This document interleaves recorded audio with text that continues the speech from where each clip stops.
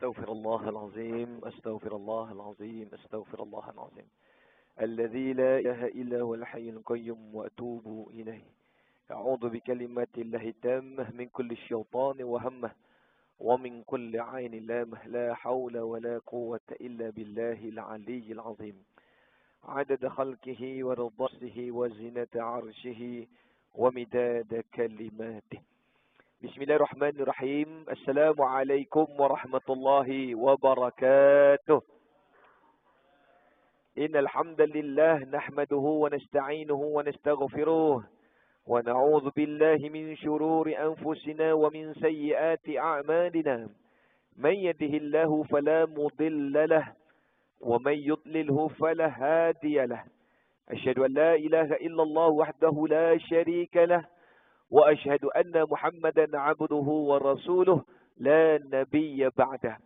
وقال الله تعالى في القرآن الكريم: يا أيها الذين آمنوا اتقوا الله حق تقاته ولا تموتن إلا وأنتم مسلمون واعتصموا بحبل الله جميعا ولا تفرقوا. صدق الله العظيم. وقال النبي صلى الله عليه وسلم: الماهر بالقرآن مع السفرة الكرام البررة ويتتعتع فيه وهو عليه شك له أجران أو كما قال رسول الله صلى الله عليه wasallam. Alhamdulillah. Apa khabar hadirin, hadirat muslimin muslimat yang dirahmati Allah sekalian? Semua sihat? Boleh lagi ucap selamat hari raya? Masya Allah. Kita sambung selamat hari raya Aidil Adha, insya-Allah. Alhamdulillah. Ala kulli hal, alhamdulillahilladzi bi ni'matihi tatimmus salihat. Segala puji bagi Allah yang mudah-mudahan segala nikmat yang Allah beri pada kita hari ini semakin mendekatkan kita dengan Allah Subhanahu taala. Amin. Mudah-mudahan semakin sihat, semakin diberikan masa lapang, diberikan kesempatan untuk beribadah. Mudah-mudahan semua kebaikan dan nikmat ini semakin mendekatkan kita dengan amal-amal kebaikan. Amin ya rabbal alamin. Alhamdulillah. Kita berada di dalam bulan Ramadan yang lepas. Para ulama menyebut Ramadan adalah syahrul ibadah. Adalah bulan yang mana manusia menambah ibadah secara luar biasa. Tak ada orang mampu ibadah di dalam Ramadan untuk dibawa di luar Ramadan. Tak ada. Bahkan kalau kita tanya diri kita, kita tanya masjid surau kita, ada tak orang yang boleh mendirikan salat sunat ba'da isyak 20 rakaat selepas isyak sekarang ni? Wallahi, semua akan jawab, buang tebiat namanya tu Ustaz. Alhamdulillah, tak ada orang boleh buat. Tetapi dalam Ramadan, syahrul ibadah. Allah latih kita, Allah bantu kita, diberikan kekuatan untuk melaksanakan ibadah sehingga kita rasa manis dalam ibadah tu. Orang yang tak datang masjid pun bila masuk Ramadan, dia dekat dengan masjid dan surau. Orang-orang yang jarang salat ba'dah, salat qabliyah, dalam Ramadan, salat witir pun dia boleh jaga. Semua ini adalah rahmat dan keberkatan yang Allah berikan kepada kita dalam bulan Ramadan. Kita sambung dengan bulan Syawal. Kalau Ramadan adalah syahrul ibadah, maka bulan Syawal dipanggil sebagai syahrul mahabbah. Yang mana kita sambungkan tali silaturrahim. Kita menghubungkan di antara hablum minallah wa hablum minan nas. Yang mana ketika kita beribadah, kita hanya menghubungkan diri dengan Tuhan. Kita salat, kita puasa, kita sedekah, kita zakat. Kita melakukan qiyamul lail. Kita buat zikir-zikir yang panjang. Itu semua hubungan dengan Allah. Maka Syawal melengkapkan kita untuk menyambungkan hablum minan nas. Sebab Nabi SAW menyebut, Man kana yu'minu billahi wal yawmil akhir, fal yasil rahimahu. Barang siapa yang beriman kepada Allah, dia beriman kepada hari akhirat, maka buktinya sambunglah tali silaturahim. Dan sesungguhnya orang-orang yang sempurna iman mereka, mereka baik dengan Allah, mereka baik dengan manusia. Maka kalau ada kepincangan di antara keduanya, maka ada kesilapan di antara salah satunya. Maka kita masuk dalam bulan Zulqa'adah. Zul bermaksud pemilik. Qa'adah bermaksud duduk. Pemilik sang duduk. Apa maksud Ustaz? Kalau Ramadan kita mempersiapkan diri dengan ibadah yang banyak. Kalau Syawal kita mempersiapkan diri untuk menghubungkan mahabbah kasih sayang, silaturahim dan ukhuwah, maka Zulqa'adah adalah bulan untuk kita muhasabah. Muhasabah apa Ustaz? Muhasabah untuk mempersiapkan diri masuk ke dalam bulan Zulhijjah. Yang mana Zulhijjah dipanggil sebagai bulan pengorbanan. Bagi orang-orang yang Allah pilih mereka untuk menunaikan haji, maka Zulqa'dah mereka dah masuk berpusu-pusu ke Baitullah Al-Haram. Mereka dah mempersiapkan diri mereka. Mereka dah duduk di sana pada bulan Zulqa'dah ini untuk bersiap sedia menunaikan bulan haji di bulan Zulhijjah nanti. Bagi orang-orang yang tidak menunaikan haji, mudah-mudahan Allah pilih kita, amin, insyaAllah. Kalau bukan tahun ni, mudah-mudahan tahun depan dan akan datang. Bagi orang-orang yang bukan pergi haji, maka Zulqa'dah adalah bulan untuk muhasabah. Bagaimana harta-harta yang Allah beri, Allah titipkan pada kita selama ini, Allah nak kita keluarkan kembali dengan jalan korban. Maka bagi orang yang haji, pengorbanannya hajilah. Susah payahnya mereka, panasnya, letihnya, ramainya mereka di sana. Maka di sini Allah nak uji kita, maka Allah suruh kita dengan laksanakan korban. Bagi mereka yang berniat korban, bila nampak saja anak bulan Zulhijjah, maka disyaratkan, digalakkan, disunnahkan untuk tidak memotong rambut, memotong kuku dan sebagainya. Bukanlah wajib, bukan juga sunat muakkadah, tetapi ia adalah sebuah tuntutan untuk kita faham makna Zulqa'dah, iaitu pemilik kepada sang duduk. Boleh tuan-tuan? Kita muhasabah untuk masuk dalam bulan haji yang bulan besar, bulan yang penuh dengan pengorbanan. Kenapa? Kerana bulan haji adalah bulan akhir dalam kalender Islam. Kerana kita akan masuk ke dalam satu bulan yang baru bagi umat Islam, iaitu bulan Muharram. Tuan-tuan, setiap bulan dalam Islam ini ada cerita dan kenikmatannya tersendiri. Tidak seperti bulan di dalam kalender Masihi. Tidak seperti bulan di dalam kalender orang Yahudi. Tidak seperti kalender orang Nasrani. Kalender Islam, setiap bulannya ada cerita-cerita tersendiri. Sebab Allah sebut, Inna inda syuhur inda Allah 12 syahra fi kitabillah. Sesungguhnya Allah yang menyusun setiap tahun itu, putaran bumi itu ada 12 bulan yang tersusun rapi. Yauma khalaqas samawati wal arda minha arba'atun hurum. Dan dalam 12 bulan yang tersusun itu, ada 4 bulan yang diangkat kemuliaan kehebatannya, yang dipanggil 4 bulan haram. Jadi tuan-tuan, mudah-mudahan Zulqa'dah ini, kita muhasabah sama-sama, supaya Allah terima ibadah-ibadah kita dalam bulan Ramadan yang lalu. Amin. Allah Ta'ala terima ukhuwah silaturrahim yang kita cuba sampaikan dalam bulan Syawal yang lepas. Amin. Dan Allah Ta'ala izinkan kita untuk sama-sama masuk dalam bulan Zulhijjah untuk menzahirkan seberapa banyak pengorbanan yang kita mampu. Boleh tuan-tuan? Jadi mudah-mudahan Allah Subhanahu Wa Ta'ala redha terima ibadah kita yang lalu. Soalannya, Ustaz, apa tanda ibadah saya Allah terima? Sebelum kita menyambung perbahasan kita dalam tadabbur surah Al-Mulk, yang mana nanti malam ini, saya rasa panjang lagi jalan kita ni tuan-tuan. Kita masih lagi berbahas sampai ayat yang ke-12. Hari ini nak masuk ayat yang ke-13. Yang mana ayat 1 hingga 12 ini nanti kita akan tengok ada kurang lebih 7 perkara besar yang Allah nak sampaikan. Maaf, ada kurang lebih 7 perkara besar yang Allah nak sampaikan. Keseluruhan surah Al-Mulk ni dia ada 30 ayat. Inna suratan minal Quran 30 ayat. Tetapi dalam 30 ayat itu, kita temakan dia, kita kelompokkan dia kepada 11 tema perbahasan. Boleh tuan-tuan? Kita dah kupas pada ayat 1 sehinggalah ayat yang ke-12. Hari ini kita masuk ayat yang ke-13 dan seterusnya. Sebelum kita pergi lebih jauh, ada orang tanya dengan saya, Ustaz, apa tanda ibadah saya Allah terima? Maka dia bukan datang dari saya, tapi dia datang dari Allah dan Nabi SAW. Ada 2 tanda utama satu orang itu ibadah dia Allah terima. Nanti kita bahas. Yang pertama, satu tanda yang jelas, nyata dan ketara apabila kita beribadah sungguh-sungguh dalam Ramadan, kita sambungkan silaturahim dengan ikhlas ketika bulan Syawal. Apa tanda ibadah kita? Pertama, berlakunya perubahan dalam ibadah kita. Allah berikan kita ganjaran istiqamah.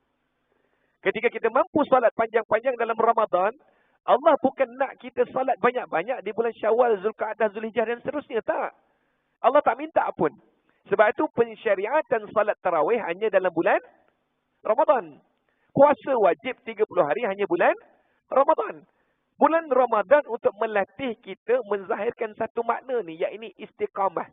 Ramai orang salah faham tentang maksud istiqamah. Mereka mengatakan istiqamah itu sempurna. Salah. Tidak ada makna sempurna dan tidak ada istilah sempurna untuk manusia. Bahkan Nabi SAW sendiri pun tidak sempurna. Kalau sempurna, Nabi tak pernah buat silap. Kalau sempurna, Nabi tidak pernah kena tegur dengan Allah. Tapi siapa yang mengkaji ilmu tafsir Quran, dia akan jumpa banyak tempat dalam ayat Quran. Allah menegur Nabi. Allah memujuk Nabi. Allah menasihat dan membetulkan apa yang Nabi buat silap. Nabi bukan sempurna. Tetapi Nabi maksum. Nabi dipelihara Allah. Boleh tuan-tuan? Jadi istiqamah ni apa Ustaz? Sehingga kan ulama kata, al-istiqamah khairun min alfin karamah. Istiqamah terhadap satu benda ni, terhadap satu ibadah ni, lebih baik daripada 1000 keajaiban dalam karamah. Kenapa sebut istiqamah ni hebat sangat? Kerana Allah sendiri sebut di dalam surah Fussilat 30, 31, 32. Allah kata, innal ladzina qalu rabbunallahu tsumma taqamu. Istiqamah. Orang-orang yang istiqamah ini akan diberikan 9 ganjaran yang besar. Ada cerita dia. Maka tanda pertama ayah ibu nak bagi tahu pada saya dan kita semua, apa tanda ibadah kita yang lepas Allah terima? Istiqamah. Kalau dalam bulan Ramadan kita boleh salat 20 rakaat tarawih, kita boleh witir 3, ada yang buat 5, ada yang buat 7, ada yang buat 9. Maka setidak-tidaknya di luar bulan Ramadan, kita masih boleh jaga salat qabliyah, salat ba'diyah. Boleh tuan-tuan? Tapi kalau dalam bulan Ramadan hebat ibadah, banyak ibadah, kita boleh khatam Quran sekali, 2 kali, 30 juzuk. Tapi bila kita keluar Ramadan, kita tak boleh kekal dengan sedikit. Maka tanda pertama, Allah tidak menerima ibadah kita yang lepas. Subhanallah. Satu kena minta.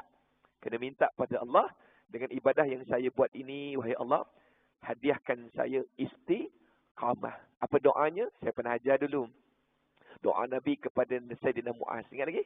Allahumma a'inni. Apa dia? Ala zikrika lagi.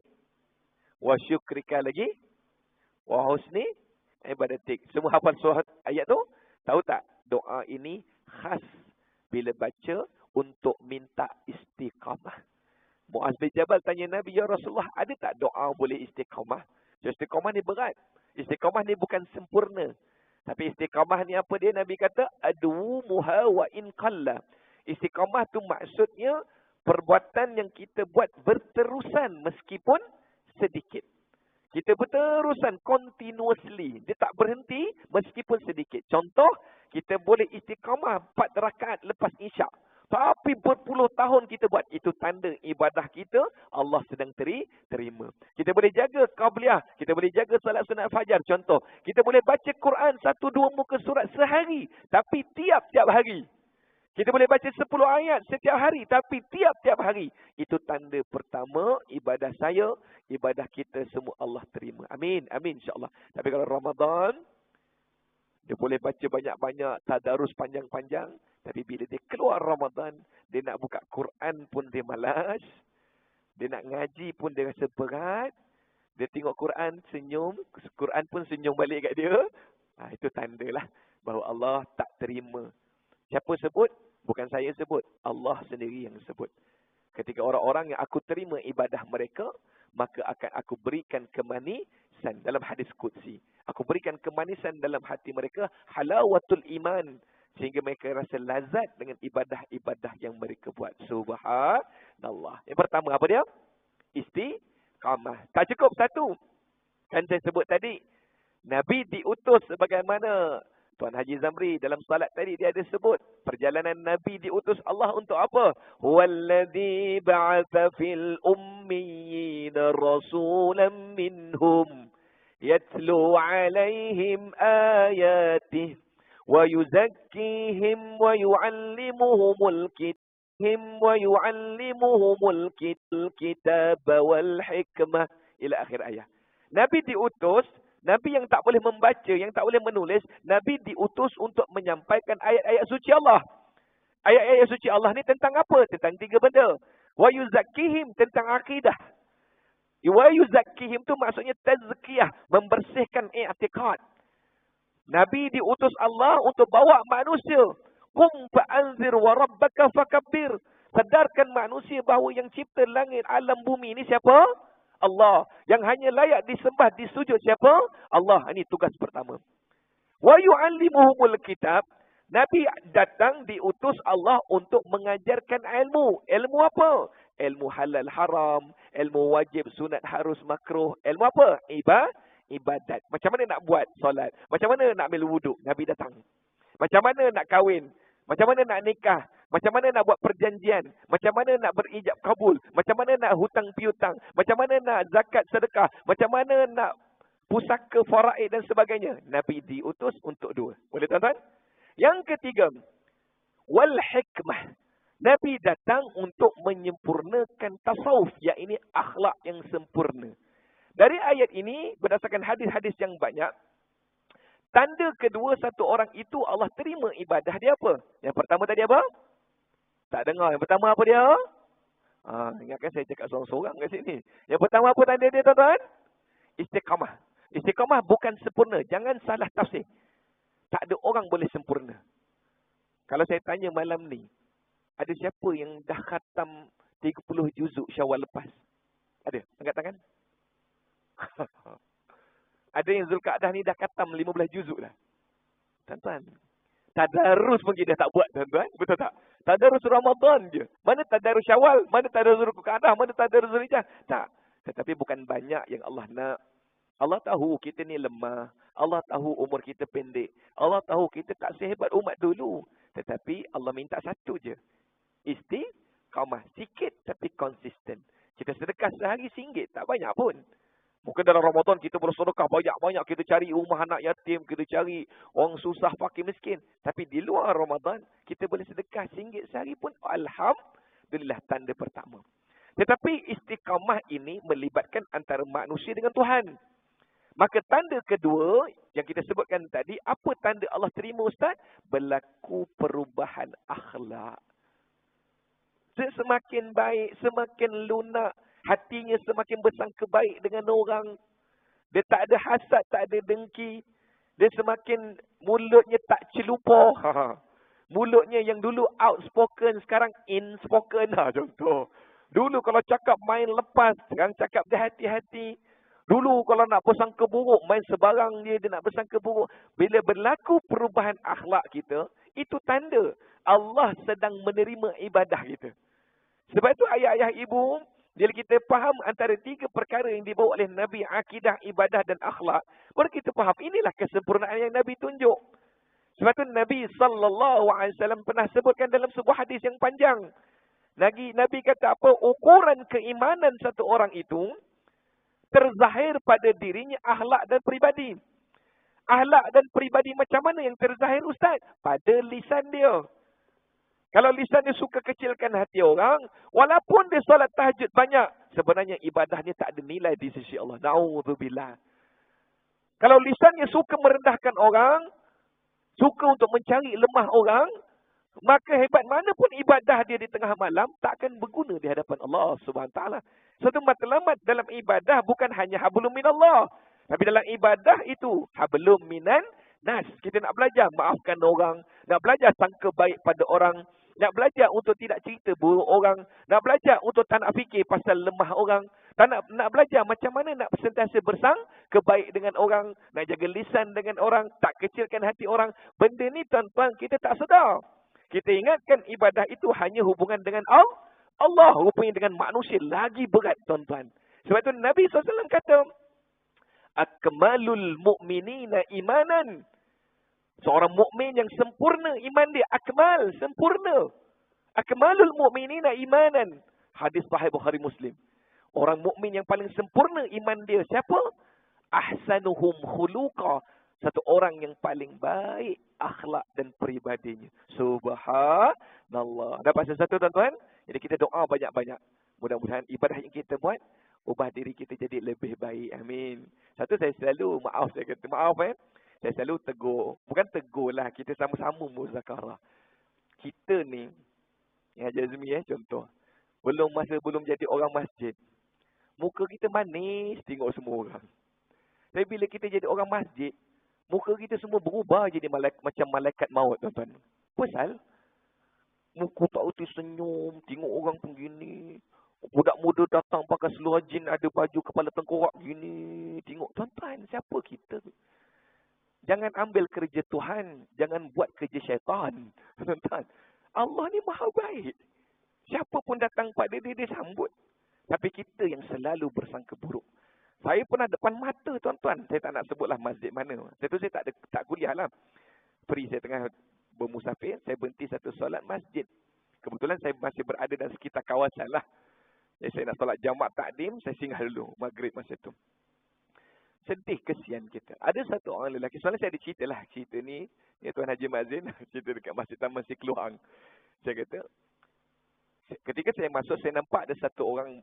Abang ni lah, mungkin umur dalam 40-an atau 30 lebih. Cerita ni dah lama. Dia pakai seluar jean, dia pakai baju. Tertulislah kat baju dia tu.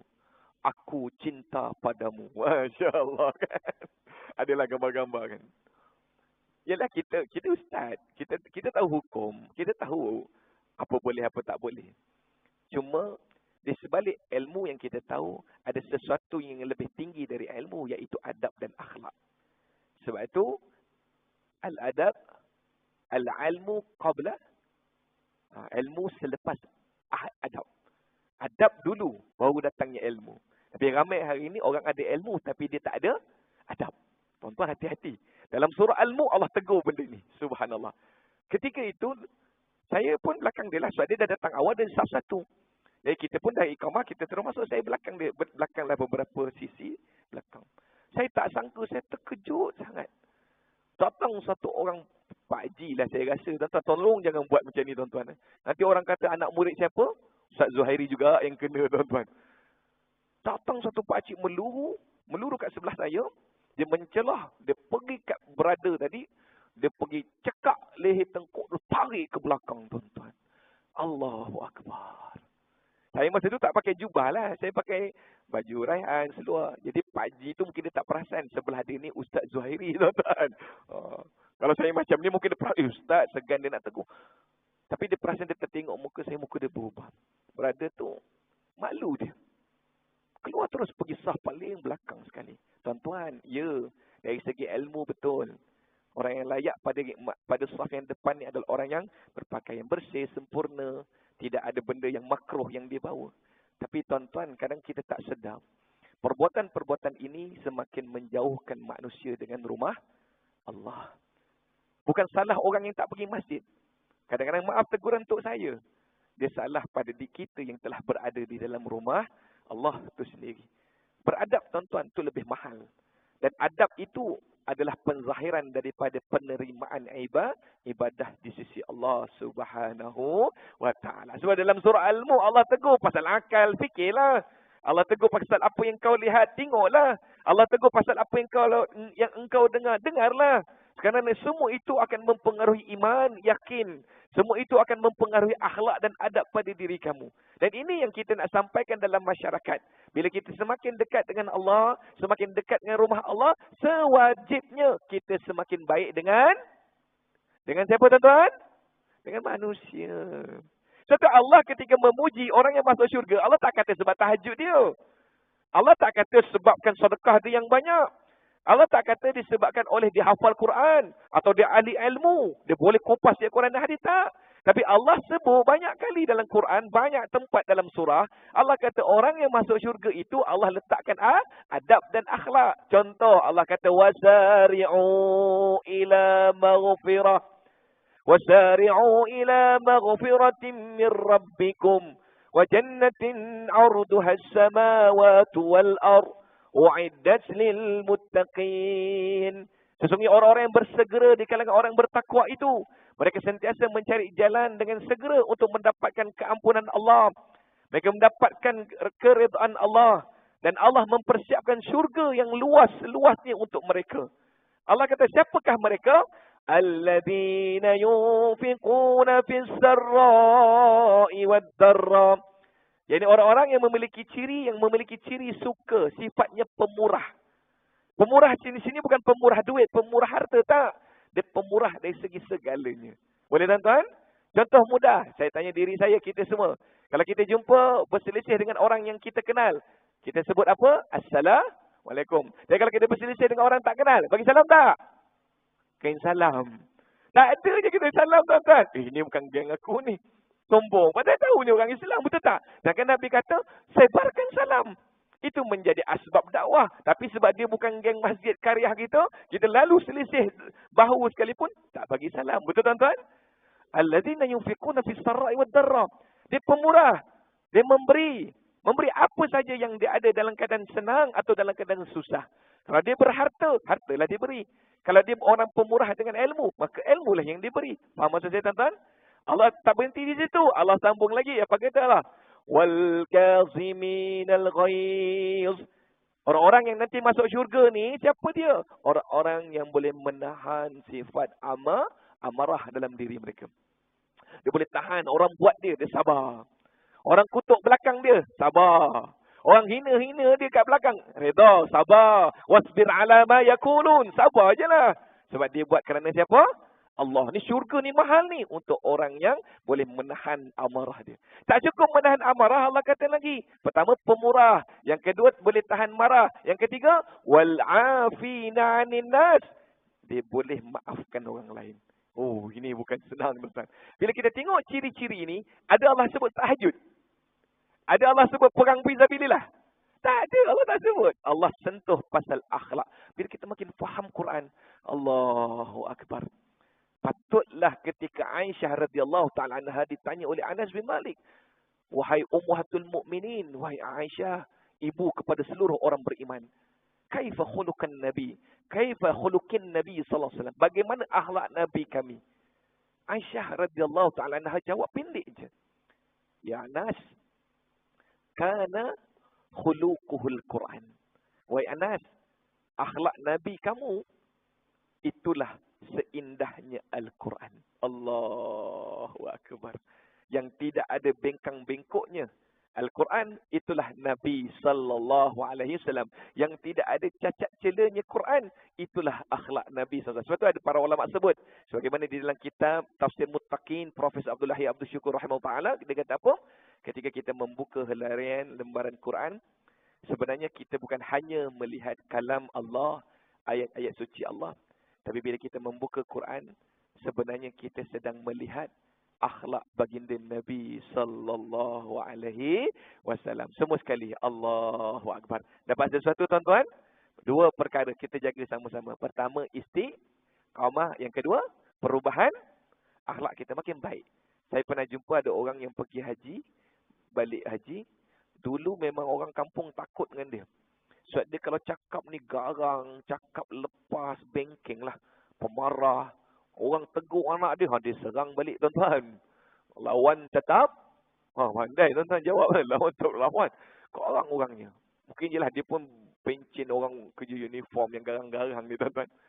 Tapi bila dia balik haji, saya mengajar tempat dia. Alhamdulillah. Dulu kalau dengan saya sebelum dia pergi haji tu, memang garang dia. Maaf tuan-tuan, maaf haji. Dia pencin polis lah tu sekarang dia kata. Dia garang orang ni kan. Saya mengajar tempat dia, saya jumpa masjid surau dia. Tapi satu hari itu saya sendiri yang buat kursus intensif haji dengan dia. Dia kata, Ustaz, tolong Ustaz buat satu program khas untuk kami untuk ajar. Saya kata, alamak saya ni tauliah Jabatan Agama ada. Tapi tauliah tabung haji belum ada, saya kata. Saya tak layak ngajar orang tabung haji. Tak apa Ustaz, ni anggaplah macam kuliah Ustaz, dia kata. Dia bagilah 3-4 jam saya pulun. Orangnya tegas. Kalau saya kata tak nak, memang dia pegang tangan saya lah tuan-tuan. Dengan Ustaz pun dia garang tuan-tuan. Tapi bila balik haji, beberapa tahun lepas, Alhamdulillah. Kalau duduk depan kuliah saya cakap sikit, nangis. Dulu Masya Allah, burung helang tuan-tuan. Lain macam sayap. Balik haji jadi burung pipit tuan-tuan. Lembut, lunak dia. Saya tu bisik kata, saya kata haji, hajjan mabrura. Allah bagi haji hajjan mabrura. Berubah terus tuan-tuan. Beberapa tahun ni saya kenal dia masih lagi ngajar tempat dia. Tak naklah saya sebut tuan-tuan. Nanti dia tengok live kan. Dia sedih pula nanti. Saya minta izin pada dia, saya nak cerita. Alhamdulillah Ustaz, Allah ubah. Tapi kat sana, macam-macam ujian yang saya hadapi, tak perlulah saya cerita dengan Ustaz. Cukuplah Allah menghapuskan dosa-dosa saya. Dia kata, hajjan mabrura, wa sa'yan mashkura, wa zamban maghfura. Dia kata, Allah terima haji berubah ni 360 degree. 360 darjah. Subhanallah. Hadirin Allah sekalian. Ini muqaddimah. Boleh kita masuk surah Al-Mulk, tuan-tuan? Itulah sebabnya kita tak jumpa hari itu, kita jumpa hari ini. Mohon maaf kerana tidak hadir yang lepas. Menguruskan ibu mertua saya, operation cancer. Dan terima kasih doa semua. Alhamdulillah beliau sihat. Sekarang ini untuk follow up kemoterapi sajalah. Yang mudah-mudahan terus sihat walafiat. Dia suka ikut saya pergi kuliah. Dia suka ikut menantu dia ni, pergi ngajar ilmu. Yang mudah-mudahan dia dapat ikut saya terus. Dan kita tahu penyakit itu adalah penyakit yang penuh dengan rahsia Allah. Tak tahu sakit kiri, kanan, depan, belakang. Tiba-tiba doktor kata, makcik kanser. Subhanallah. Mengejutkan. Tapi ini musibah yang mudah-mudahan mengangkat darjat dia dan darjat kami lah di hadapan Allah. Bila kita boleh redha dan sabar semuanya. Amin. InsyaAllah. Baik, jom kita tengok. Ada 11 poin penting dalam surah Al-Mulk. Saya bagi secara laju boleh tuan-tuan Baik. Siapa yang ada surah Al-Mulk boleh tengok surah Al-Mulk. Baik. Pada ayat yang pertama kita dah bahaskan tentang bab. Tentang Allah Subhanahu Wa Taala sahaja yang berkuasa atas segalanya. Kemudian ayat yang kedua kita kupas tujuan dan makna kehidupan ini adalah tentang ujian. Baik ujian, buruk pun ujian, manis ujian, busuk pun ujian. Nampak indah ujian, nampak buruk pun ujian. Sebab itu ketika Nabi, kita dah kupaskan dulu, ketika Nabi SAW berdoa tentang turunnya hujan, Nabi tak sebut kalimah matar, hujan. Nabi tak kata Allahumma matara nafi'a. Tapi Nabi sebut apa? Allahumma sayyiban nafi'a. Apa maksud sayyiban? Yusibuhu wa yusibuhu musibatun. Musibah. Nabi kata, ya Allah, bila turun hujan, turunkanlah musibah yang bermanfaat pada kami. Boleh faham tuan-tuan Tidak ada perkataan hujan di dalam doa itu. Tapi kita terjemah bahasa Melayu lah. Allahumma sayyiban nafi'a. Ya Allah turunkan kami hujan yang bermanfaat. Salah. Hujan bahasa Arab adalah matara. Matar. Ataupun ghaisiyah. Hujan rintik, ghaisiyah. Matar, hujan lebat. Tetapi, kenapa Nabi gunakan sayyiban? Nak bagi tahu. Al-mauta wal-hayata liyabluwakum ayyukum ahsanu amalah. Poin nombor 2. Jadi ada berapa poin saya nak kata? Ada berapa daripada 30 ayat? Ada berapa intipati? Ada 11. Boleh tuan-tuan Siapa nak catat-catat? Siapa nak ulang kaji nanti tengok video kita. Yang ketiga. Allah bahaskan tentang bagaimana fungsi pendengaran, fungsi penglihatan untuk memuhasabah diri manusia. Pada ayat yang ketiga, ayat yang keempat. Ini poin nombor 3. Boleh? Maaf saya laju sedikit. Boleh tuan-tuan?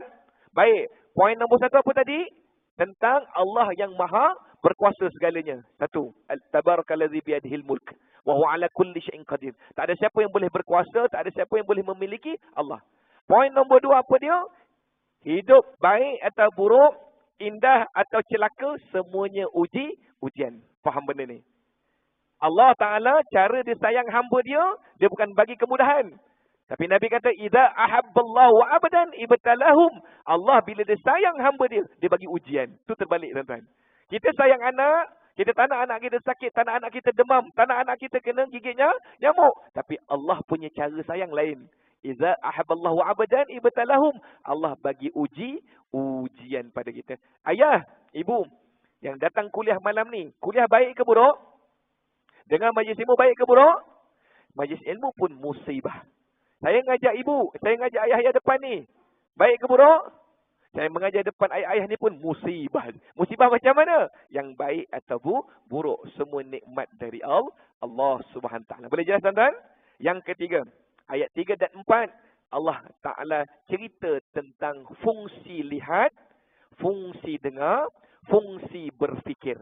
Kat mana ayatnya? Kan kita sebut ayat sebelum ini, allazi khalaqa sab'a samawatin tibaqa ma tara fi khalqir rahmani min tafawut.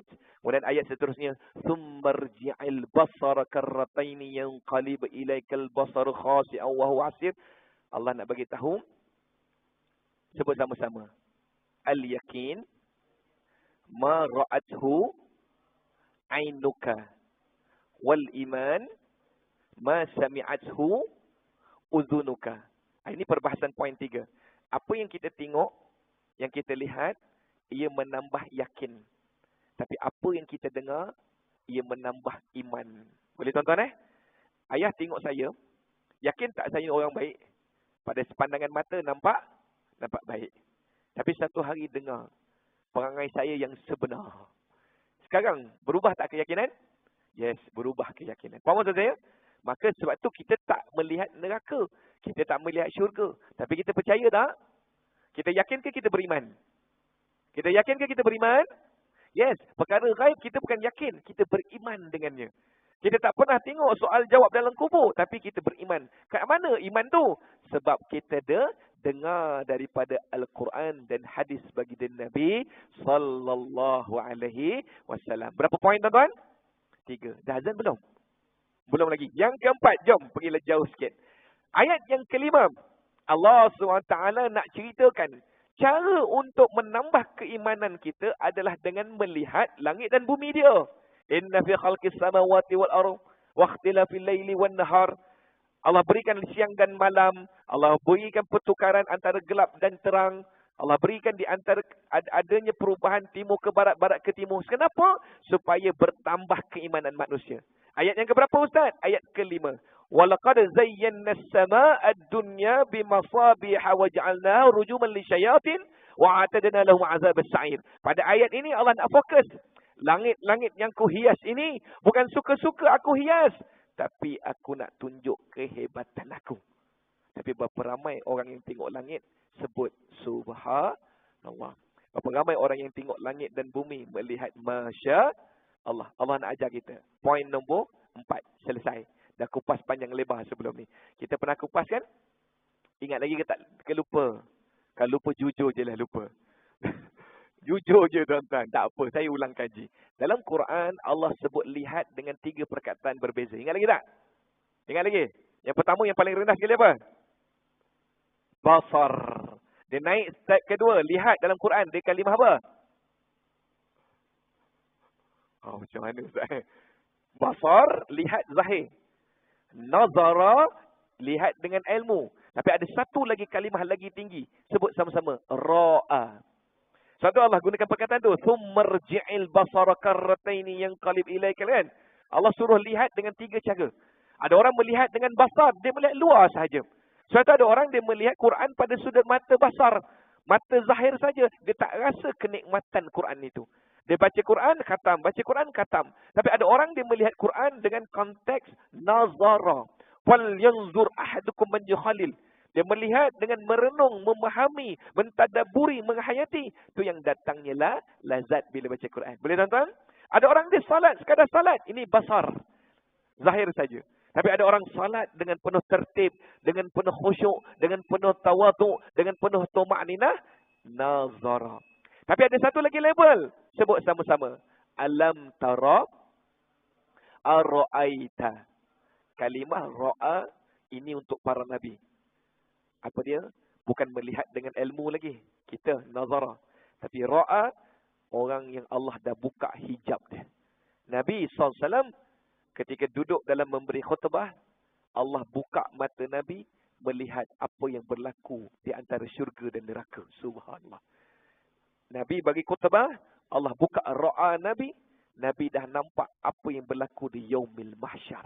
Itu Nabi kata, wahai para sahabat, kalaulah kalian tahu apa yang aku tahu, kalian akan sedikit ketawa dan banyaknya menangis.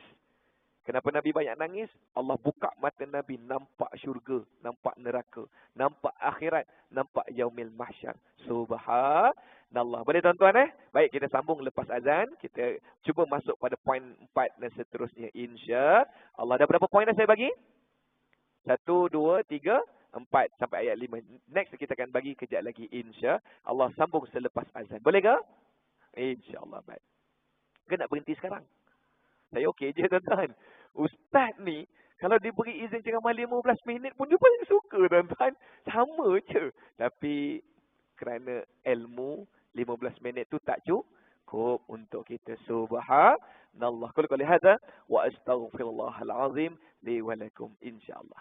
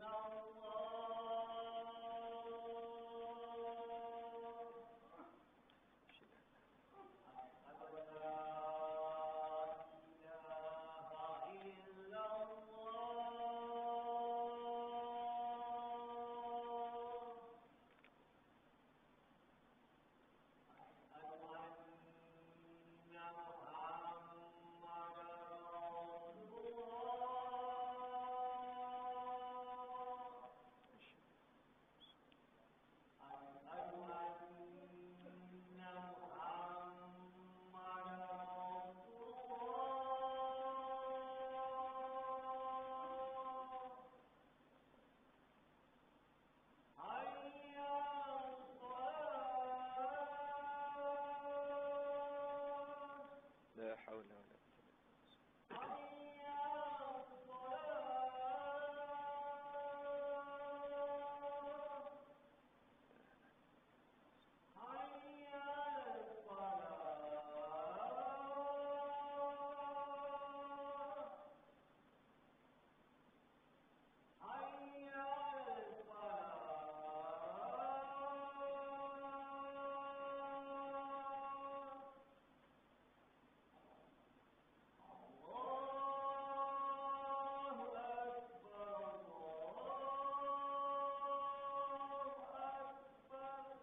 الله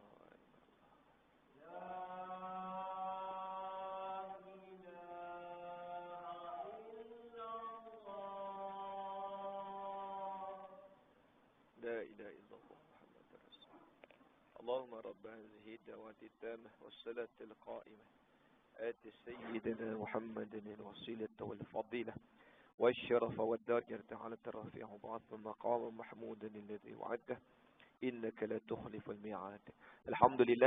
Alhamdulillah wassalatu wassalamu ala Rasulillah wa ala alihi washabihi wa man walah.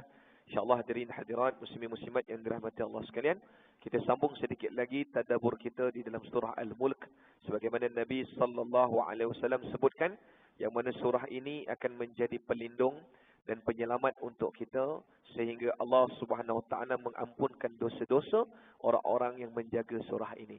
Nabi kata dalam hadis riwayat Ibnu Abbas, hiyal mani'ah hiyal munjiyah tunjihi min azabil qabr. Surah ini dia pelindung, surah ini dia penyelamat, pelindung dan penyelamat kepada orang yang menjaga surah ini ketika nak diazab di dalam kubur. Surah ini besar, pengkhususan tentang kubur. Kenapa kubur, Ustaz? Kerana Nabi SAW pernah bersabda dalam hadis yang masyhur, maksudnya sesungguhnya kubur itu akan menjadi awalan akhirat kita. Sama ada kubur itu akan menjadi taman-taman syurga atau kubur itu akan menjadi taman-taman neraka jahanam. Nabi kata baik permulaan di barzah, di kubur, maka dia akan kekal baik selama-lamanya. Tapi siapa yang buruk keadaannya di dalam kubur, maka dia akan kekal buruk selama-lamanya. Maka kita bertanya, apakah formula untuk saya selamat dari azab kubur, Ustaz? Formula itu datang dari Nabi SAW. Nabi kata, inna suratan minal Quran 30 ayah syafa'at lirajulin hatta ghufira lahu wa hiya tabarakalladzi biyadihil mulk. Direct Nabi sebut. Sahabat bertanya, macam mana selamat azab kubur, wahai Rasulullah? Maka Nabi kata, dalam Quran ada satu surah yang dia mengandungi 30 ayat. Siapa jaga, siapa baca, siapa amalkan dia, maka ketika dia masuk dalam kubur nanti, surah ini menjadi asbab sehingga sahabat bertanya, macam mana selamat azab kubur, wahai Rasulullah?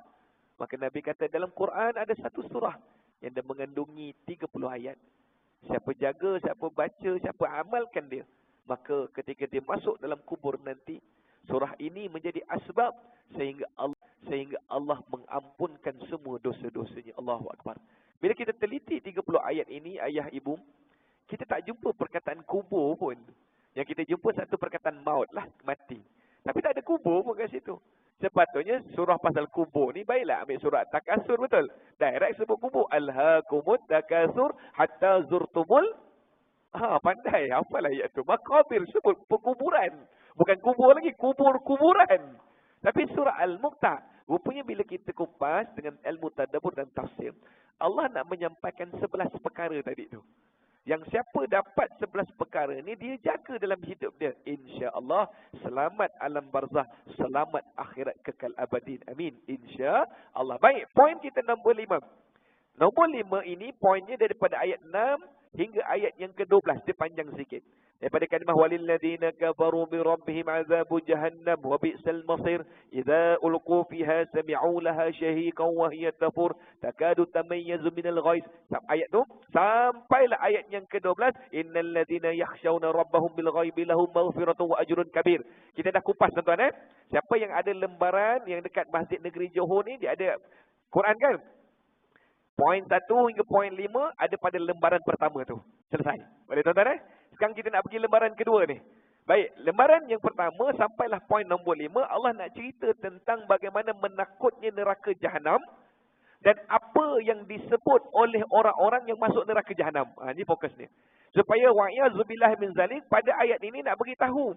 Surah ini adalah surah persiapan. Biarlah kita dengar berulang-ulang kali kat dunia ni, tuan-tuan, sahabat-sahabat semua. Biarlah kita dengar dialog ni ketika kita kat dunia. Jangan sampai dialog yang disebut oleh penyesalan ahli neraka ini, kita yang sebut. Na'udzubillah. Allah sebut di dalam ayat, bagaimana keadaan orang-orang yang ketika dihimpunkan nak masuk ke dalam lembah neraka. Ketika mereka nak ditolak ke dalam neraka, apa malaikat tanya? Khazanatuha alam ya'tikum nazir. Wahai bakal penghuni neraka, kenapa boleh kalian pilih untuk masuk neraka? Tak ada ke dulu ketika di dunia orang-orang yang menasihati kalian? Tuan-tuan, Allah nak cerita ayat 16 hingga ayat yang ke-6 hingga ayat 12 tentang sifat neraka, azabis sa'ir, meluap-luap neraka untuk orang-orang yang apabila mereka diberikan pendengaran, diberikan penglihatan, diberikan akal tapi dia tak nak pakai. Maka ketika mereka nak ditolak dalam neraka, apa mereka ditanya? Alam ya'tikum nazir. Dulu kat dunia tak ada siapa ke bagi peringatan. Tazkirah nazir. Tak ada siapa yang berikan nasihat teguran. Ada Nabi, ada Rasul, ramai. Ada ulama, berjuta. Ada kuliah banyak. Tapi kenapa kau masuk neraka? Malaikat tanya, tuan-tuan. Satu dalam surah Al-Mulk ada satu nama malaikat. Malaikat Khazanatuha. Itu nama malaikat. Malaikat yang tugasnya bukan balon. Yang balon dalam neraka, malaikat Zabaniyah. Yang malaikat yang menjadi ketua dalam neraka, kita masyhur, malaikat Malik alaihissalatu wassalam. Tapi malaikat yang tugasnya tolak orang dalam neraka, namanya malaikat Khazanatuha. Kejap lagi kalau baca, itu nama malaikat. Subhanallah. Ketika dia nak tolak, dia tanya, tak ada siapa ke nasihat tegung kalian ni? Apa jawab orang yang menyesal? Ini kita tengok. Qalu bala. Ayat 9 hingga 12 penyesalan. Qad ja'ana nadhirun fakazzabna wa qulna ma nazzala Allahu min syai' in antum illa fi dhalalin kabir. Ada dua dialog kat situ. Dialog pertama, orang-orang yang masuk neraka ni dia kata, ada. Qalu bala, ada. Dulu datang Nabi dan Rasul, darah para alim ulama, datang ustaz tempat kami. Fakazzabna. Tapi ketika mereka datang, kami mendafikan, kami mendustakan mereka. Allahu Akbar. Malaikat jawab balik. Wa qulna ma nazzalallahu min syai' in antum illa fi dhalalin kabir. Kalaulah kalian dengar, kalian tak termasuk di kalangan orang-orang yang disesatkan Allah. Lalu dia cakap lagi pada malaikat, wa qalu law kunna nasma'u aw na'qilu. Wahai malaikat, kami menyesal kalaulah dulu kami dengar dan kami fikirkan teguran itu. Nescaya kami li ashabis sa'ir tidak akan menjadi penghuni-penghuni neraka yang meluap ini. Subhanallah. Tuan-tuan, kredit untuk surah ini, Allah berikan kita future tense. Kita ada past tense, present tense, future tense. Saya nak tanya ayah ibu, sekarang ni penghuni neraka dah ada ke belum? Soalan saya. Dah. Masya Allah. Awalnya. Siapa tu? Penghuni neraka tak ada. Adalah malaikat lah. Penghuni tu penjaga tu. Maksudnya penghuni di kalangan jin manusia ada tak? Belum. Penghuni neraka ada bila berlaku kiamat. The process. Tapi tuan-tuan, itu saya kata Quran ni mau'izatum min rabbikum. Dia adalah sebuah penjelasan yang lengkap dari Tuhan tentang cerita masa lalu, tentang cerita masa sekarang, tentang cerita yang akan datang. Suatu siapa yang datang pada Quran, Nabi kata, "Faman dakhala fihi fahuwa aminun, wa man ahabba al-Quran falyubshirun." Barang siapa yang masuk ke dalam Quran, dia akan dapat ketenangan. Siapa yang mencintai Quran, dia akan dapat hadiah dari Allah SWT. Ayat ni nak beritahu, sekarang ni ayah ibu, penghuni neraka belum ada. Tetapi Quran cerita, seolah-olah sekarang macam dah ada. Allahu Akbar. Bukankah itu bermaksud, chances, peluang untuk kita beritahu, ya Allah, Dialog ni dah ada. Penghuni belum ada. Sekarang ni Korun, Haman, Fir'aun, dia belum masuk neraka. Dia masih dalam alam barzah. Tapi nanti neraka dibuka, syurga dibuka selepas berlaku proses-proses lepas kiamat. Kiamat, titian sirat, mizan dan sebagainya. Boleh tuan-tuan? Tapi indahnya Quran dah datang lebih awal ceritakan apa yang akan berlaku. Mudah-mudahan kita doalah. Dialog yang disebutkan ini tidak berlaku pada diri kita sendiri. Amin ya rabbal alamin. Biar kita baca hari-hari. Supaya bila sampai ayat 6 hingga ayat 12, ya Allah, jangan kami termasuk di kalangan orang ini. Tapi orang yang tak nak baca surah tu, Nabi kata siapa yang baca, yang jaga surah ni akan jadi wal mani'ah wal munjiyah, menjadi pelindung, penjaga pada dia. Kenapa? Sebab bukan sekadar baca, bukan sekadar hafaz, tapi kita baca dengan faham apa yang Allah nak sampaikan. Semua sekali, Allahu Akbar. Boleh tuan-tuan? Kita berhenti pada poin nombor berapa? 5. Kita ada berapa poin lagi? 6 lagi untuk melengkapkan seluruhnya dalam surah Al-Mulk. Setiap surah-surah begitu. Saya bawakan konsep yang sama yang kita panggil sebagai tafsir maudhu'i. Ayat yang panjang, kita temakan dia supaya masyarakat boleh faham. Jadi matlamat kita, Pak Ustaz, saya tulis sekejap sebab dah bagi whiteboard sebagai penutup. Tuan-tuan, Sayyidina Ali radhiyallahu ta'ala anhu pernah ditanya, wahai Ali radhiyallahu ta'ala anhu, ma makna taqwa? Sebab nanti kita tengok di hujung ayat 12, Allah tekankan benda ni. Orang yang masuk syurga itu sebab dia ada takwa. Tapi soalannya, takwa ni apa Ustaz? Boleh saya kongsi tuan-tuan? Ke dah tak sabar nak habis kuliah dah? Ke menyampah dah dengan kuliah ni? Contoh-contoh lah tuan-tuan. Saya beritahu jujur tuan-tuan. Saya tak suka simpan belakang. Saya cakap direct tuan-tuan. Tapi dengan bahasa yang lunak lah. Tuan-tuan, Allah, kalaulah mereka tahu betapa besarnya ganjaran duduk majlis ilmu ni, nescaya mereka tidak akan bangun dan pergi daripada ilmu. Orang yang duduk majlis ilmu ni, Allah illa nazalat alaihimus sakinah. Allah berikan ketenangan dalam hati. Tenang itulah syarat dia nak masuk syurga. Wa ghiyashumur rahmah. Orang duduk dalam majlis ilmu dipakaikan rahmat Allah selama mana dia duduk majlis ilmu. Wa zakarahumullahu fi man 'indah. Selama mana dia duduk majlis ilmu, Allah sebut nama dia di hadapan para malaikat alaihissalatu wassalam. Ketika malaikat ke timur, ke barat mencari majalisul zikr, mencari orang yang duduk dalam majlis zikir seperti ini, lalu mereka membawa innal a'malu tu'rada, mengangkat amal kita ni baik bertemu Allah, hantar laporan ini. Allah tanya soalan pada mereka.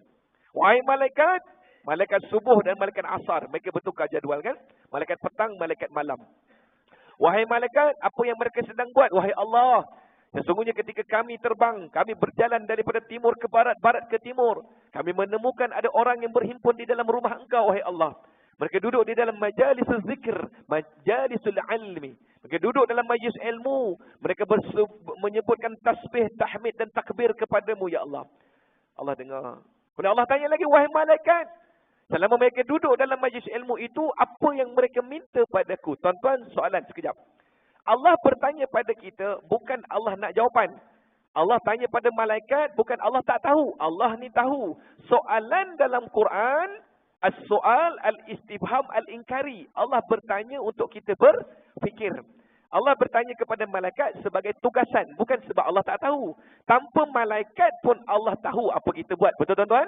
Wa asirru qaulakum aw ijharu bi innahu alimun bi dzati sudur. Surah Al-Mulk ayat 13. Tetapi Allah tanya malaikat ni sebagai tugaslah. Allah tanya, wahai malaikat, apa yang mereka minta? Wahai Allah, mereka yang duduk dalam majlis-majlis zikir, majlis ilmu ni, mereka minta 3 benda. Apa dia? Allah tanya. Pertama, mereka minta untuk diampunkan dosa-dosa mereka, wahai Allah. Allah kata apa? Wahai malaikat, khabarkan pada mereka, selama mereka duduk dalam majlis itu, aku telah pun mengampunkan dosa-dosa mereka. Subhanallah. Duduklah. Ada kuliah mana-mana, tak kisahlah. Jangan tunggu Ustaz Zuhairi je tuan-tuan. Mana-mana Ustaz duduk. Yang kedua, Allah tanya lagi, apa lagi mereka minta? Wahai Allah, mereka minta untuk masuk ke dalam syurga-Mu. Allah tanya, apakah mereka pernah tengok syurga aku? Malaikat jawab, tak pernah wahai Allah. Allah kata, ketika mereka duduk dalam majlis itu, aku telah mempersiapkan taman syurga untuk mereka. Subhanallah. Apa lagi mereka minta? Wahai Allah, mereka minta waqina azaban nar. Mereka minta untuk dijauhkan dari neraka-Mu, wahai Allah. Allah tanya, wahai malaikat, apakah mereka pernah tengok neraka aku? Tak pernah, wahai Allah. Wahai malaikat, khabarkan pada mereka, sebelum mereka masuk duduk dalam majlis itu, aku telah haramkan neraka Jahannam untuk mereka. Subhanallah. Baik, saya tutup dengan 4 poin di sini. Jadi apabila Sayyidina Ali ditanya, ma makna taqwa? Saya bagi tuan-tuan kalau ada 4 ciri ni pada kita, insya-Allah kita termasuk di kalangan orang-orang yang Allah sebut muttaqin. Innallaha yuhibbul muttaqin. Innallaha ma'al muttaqin. Allah bersama, Allah sayang dengan orang yang bertakwa. Pertama, siapa dia Ustaz? Yang pertama, Sayyidina Ali kata apa? Boleh saya tulis tuan-tuan? Tuan-tuan tengok je, bukan tulis pun. Boleh dah? Ustaz ni. Al-khawfu minal jalil. Nak bahasa Arab ke nak bahasa Melayu sekali? Oh, dah faham dah ni? Alhamdulillah.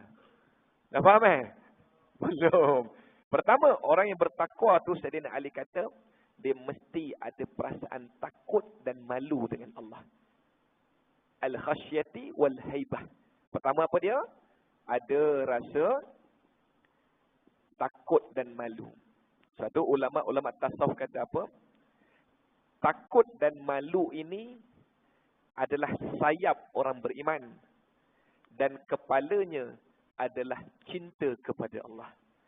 Orang yang satu ekor burung yang hilang kepalanya, maka takkan mampu untuk meneruskan kehidupan. Begitu juga burung yang kehilangan salah satu sayapnya, tidak akan mampu terbang ke destinasi tujuan. Maksudnya apa? Orang beriman, orang yang bertakwa, dia mesti ada perasaan takut dan malu dengan Allah. Bila kita nak buat salah, takutnya. Bila kita buat dosa, malunya kita dengan Allah. Bila kita doa ni, minta macam-macam ni, malu tuan-tuan. Nak bandingkan amal kita dengan dosa kita, dengan apa yang kita minta, layak ke ayah ibu? Layak ke dapat tu? Subhanallah. Sayyidina Ali kata apa lagi? Bukan saja takut dengan sang pencipta. Dia ada rasa takut dan malu dengan penciptanya, dengan Allah.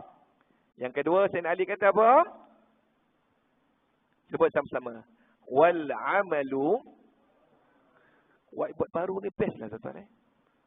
Sambung lagi sejam boleh Wal amalu bit tanzil. Wal amalu bit tanzilu. Orang yang bertakwa ini, dia mestilah beramal dengan beramal dengan ilmu. Beramal dengan ilmu. Satu kita datang kuliah sebab kita tak nak rugi. Ibadah yang kita buat tanpa ilmu, Imam Ghazali kata apa? Ibadah yang sia-sia dari Allah. Tapi dengan ibadah yang dengan ilmu, kita beramal dengan apa yang diturunkan Allah, kita beramal dengan apa yang disampaikan oleh baginda Nabi sallallahu alaihi wasallam, amal yang sikit ayah, kita dapat banyak ganjaran Allah. Yang ketiga, Sayyidina Ali kata apa? Boleh tuan-tuan? Baik. Wal qana'atu. Sebut sama-sama. Wal qana'atu bil qalil. Dalam bahasa Melayu ni apa? Orang-orang yang bertakwa itu, Sayyidina Ali kata apa? Dia sentiasa rasa cukup dengan pemberian Allah. Dia ada rasa apa? Rasa apa? Qanaah, rasa cukup dengan pemberian Allah. Orang yang rasa cukup dengan pemberian Allah, dia tak akan merungut dengan apa yang Allah bagi. Orang yang cukup dengan pemberian Allah, dia tidak akan mengeluh dengan ujian yang Allah bagi. Boleh tuan-tuan Rasa cukup dengan pemberian Allah. Yang penutup. Saya tahu tuan-tuan dah tak sabar nak berhenti ni. Dah tukar bersila tu lebih 18 kali saya tengok tuan-tuan. Boleh Lagi sikit boleh lihat? Last yang terakhir 4. Satu, saya tak nak datang banyak kali. Saya datang sekali sebulan. Tapi saya pulun betul-betul. Boleh tuan-tuan? Tapi bila saya tak datang tu, tuan-tuan carilah sendiri ilmu tu. Subhanallah. Ini kita cuba untuk tadabbur, nak rasakan lazat dalam diri kita dengan majlis ilmu. Yang keempat, Sayyidina Ali kata apa? Wal isti'dadu. Wal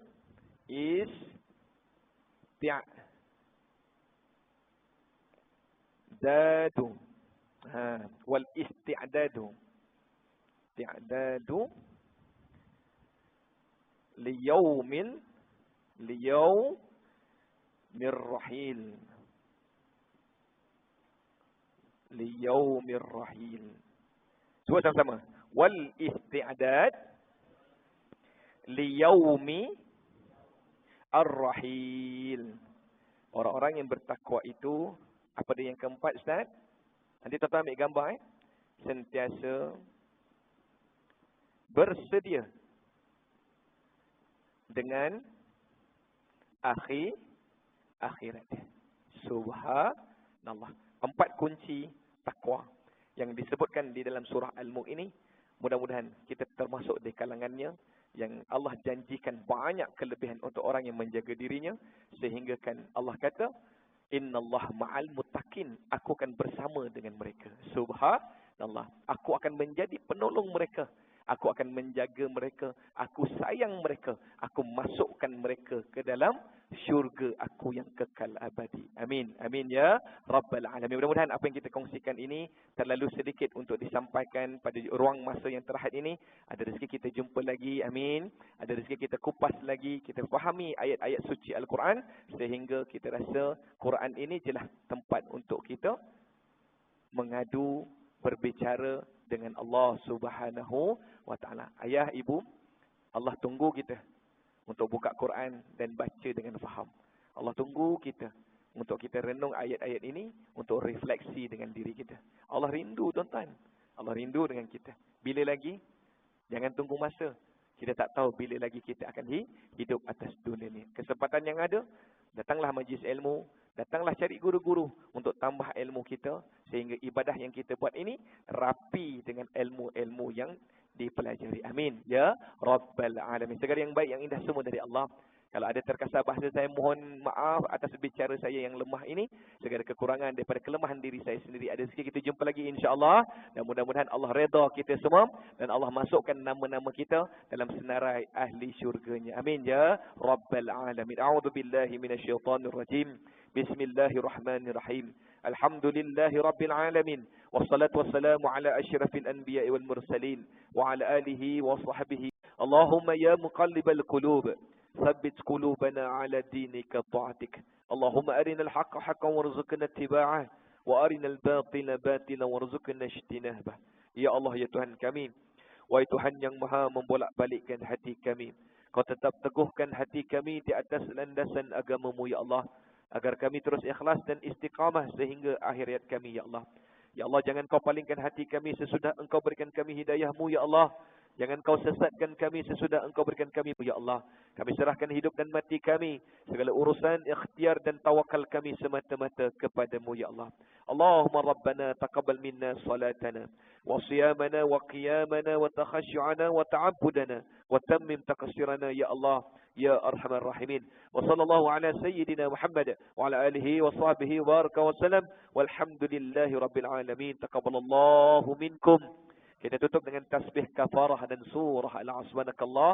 Huma bihamdika asyhadu an la ilaha illa anta astaghfiruka wa atubu ilaik. Bismillahirrahmanirrahim. Wal 'asr innal insana lafi khusr illa alladhina amanu wa 'amilus salihat wa